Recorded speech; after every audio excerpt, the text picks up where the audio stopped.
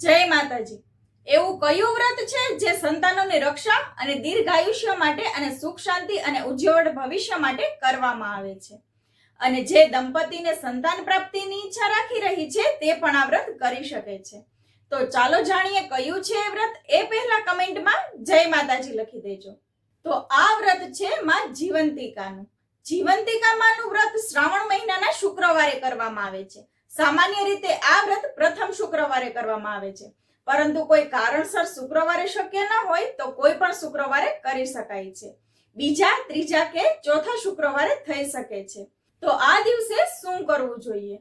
આ દિવસે પીળા રંગના વસ્ત્રો, પીળા આભૂષણો, પીળા ખાદ્ય પદાર્થ જેવી વસ્તુનો ત્યાગ કરવો જોઈએ અને લાલ વસ્ત્ર ધારણ કરીને માં જીવંતિકાના વ્રતનું પૂજન કરવું જોઈએ અને તેની પૂજા કરવી જોઈએ। પૂજામાં જીવંતિકા માનો ફોટો કે મૂર્તિ સ્થાપિત કરવી જોઈએ અને ત્યાં દીવો પ્રગટાવીને કંકુ, ચોખા અને લાલ રંગના ફૂલ માતાજીને અર્પણ કરવા જોઈએ। ભોગ ધરાવવા માટે શીરો અથવા લાપસીનો પ્રસાદ બનાવવો જોઈએ અને ત્યાર પછી જીવંતિકા માની કથા પણ સાંભળવી અને વાંચવી જોઈએ।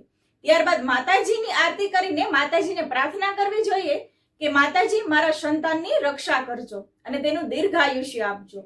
તો આ વિડીયોને જે પણ જીવંતિકા માતાનું વ્રત કરવા ઈચ્છે છે એવા લોકોને જરૂરથી શેર કરજો। જય માતાજી।